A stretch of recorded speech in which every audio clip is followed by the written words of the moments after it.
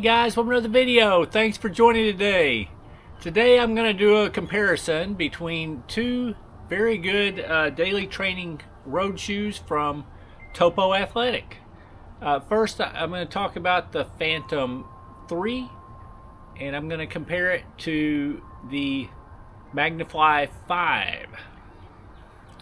I've had the Phantom 3 for a bit longer. I've got about 280 miles on them. It has been a very good shoe. It has a nice mesh upper that breathes well, nice comfortable tongue, nice comfortable heel counter. It has a little bit of structure to it. Very nice step-in feel to this shoe. The laces stay in place well. It has their little lace stays along the tongue that help hold it in place.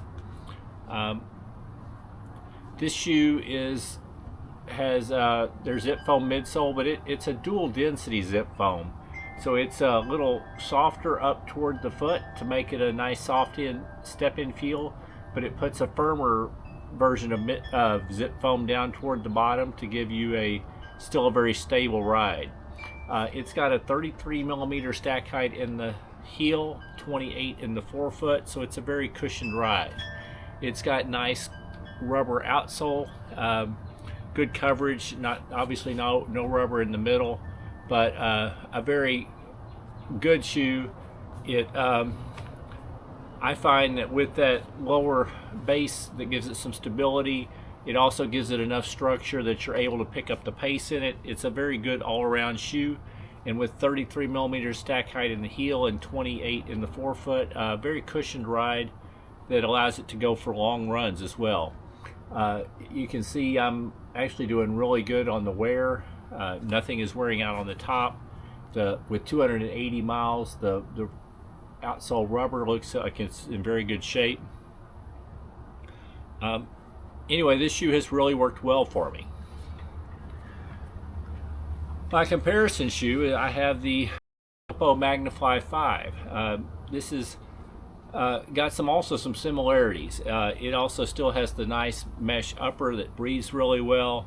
It's still got a very cushioned heel collar and area around there. It still has some structure to it. I think the heel collar is maybe very slightly less plush than in the Phantom 3. The tongue again has the lace stays up in the tongue that hold it in place well, so your tongue doesn't move around. A lot of similarities as far as the feel goes in that respect.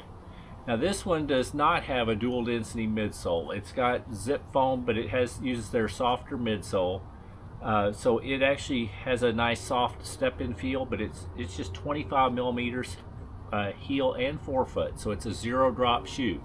So if you prefer a zero drop shoe, this would be the way to go. If you prefer a little bit of drop, the Phantom 3 is a little better because it has the 5 millimeter drop. This one has, I think, it has almost the identical type of outsole rubber. I think the design is the same, the thickness of the rubber is the same, so I'm expecting to get good wear out of this shoe as well. I've only got, like I said, about 80 miles on it, but the rubber still looks very good. I think these are going to last a long time as well.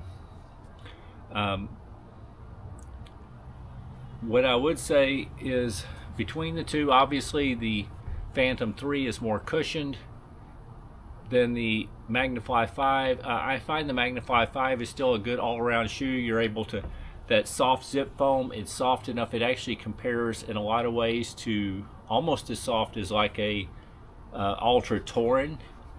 And there is some bounce to the midsole. I wouldn't call it the bounciest midsole, but it does have some energy return. I find it comfortable enough even for long runs. I've done 18 miles in it, and it felt good. Between the two, I would probably still choose the Phantom 3 for longer runs. I'm going to choose the Magnifly 5 probably for short and medium runs. And if I wanted to pick up the pace more, even though the Phantom 3 will do a pretty good job of it, I'm probably more likely to go with my Magnifly 5.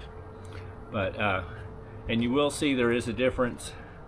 There's definitely some flexibility with the Phantom 3, but it's even more flexible with the Magnifly 5, which makes sense because it's just got less cushion to begin with. But anyway, I'm really enjoying both shoes. I think they both work as good all-around shoes.